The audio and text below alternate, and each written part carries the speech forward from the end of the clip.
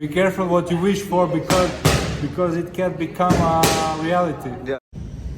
The untouchable True School Sports Empire proudly presents something the boxing games are missing. Hey, what's going on? It's your boy BT, and I came here to talk some boxing with the thousands of True School Sports subscribers. Now, we're here at Pops, and right now we're just chilling. We're here for the Angelo Leo fight later on at the Pro Box facility. But look, guys, big news in boxing right now.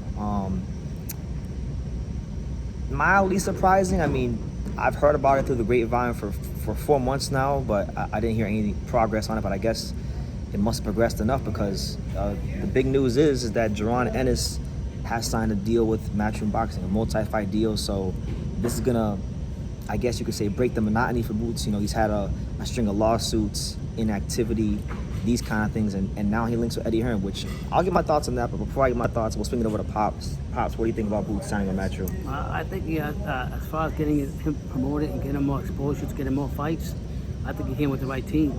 And one thing about Matchroom, they got money. You don't have to worry about the instability like with PBC and everything else. You know what I mean? So I think having Eddie Hearn's there is probably the best thing for him. Because he'll promote him and he'll make the fights. Yeah, the thing is, when you look at the welterweight landscape, whether he's with Eddie Hearn or anybody else or Top Rank, you know, there's just not a lot of name value in the division.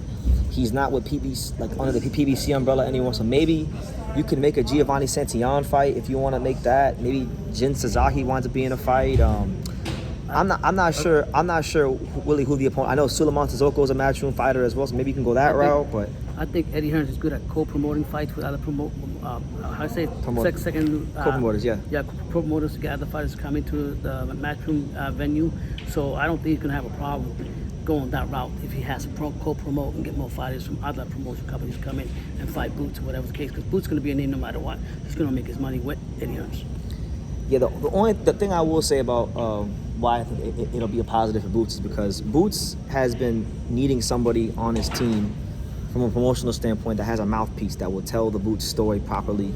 I feel like Eddie Hearn is that kind of guy. I feel like Eddie Hearn will do the basics, which is like get Boots a fight in Philadelphia, try to build his base in Philadelphia a bit more because he should be the biggest thing in Philadelphia. With this kind of skills, he should be the biggest thing in Philadelphia. So I think Eddie Hearn's going to make a good effort to do that. As far as what's going to be that big fight that puts him over. Now, honestly, really and truthfully, I think he needs to go to 154. I can't think of any 154 pounders off the top of my head who Eddie Hearn has. Maybe Madrimov, the new Uzbek champion. Maybe that winds up being a fight where they can make for the future between Boots and Madrimov at 54. I think that's the way to go.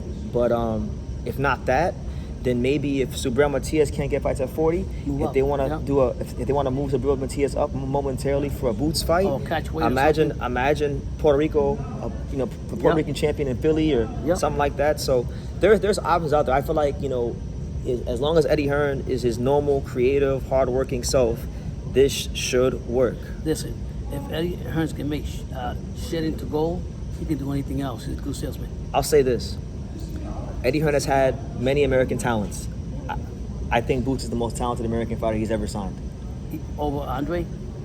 At the point he had Andre, yes, because Andre was good. He was a top champion, and I think at 160 he could have beat anybody. But Boots is still younger. He's more like in his prime. Andre, I believe, was already in his 30s. Okay. Boots is still well into his 20s. He's a thoroughbred. So he's a thoroughbred. He's waiting for the opportunity to show what he could do. And this is welcome news here on True School Sports because I've been very frustrated with the welterweight division for a long time. Terrence Crawford don't want to fight Boots. Terrence Crawford don't want to do much of anything these days. So it is what it is.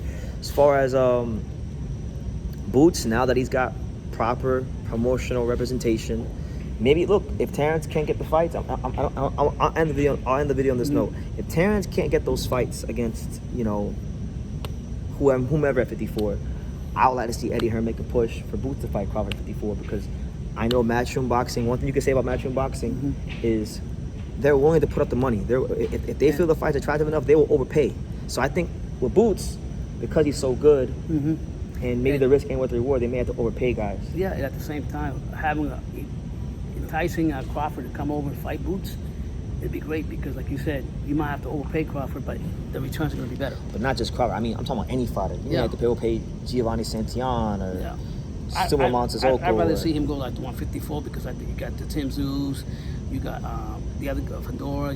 I think it's more challenging. I think Boots can get to that. The game. guy he probably winds up fighting of those guys is Matchroom. Matchroom. Them guys, all them guys you name are PBC guys. Oh, so it's not going to work. The only, I mean, he could fight.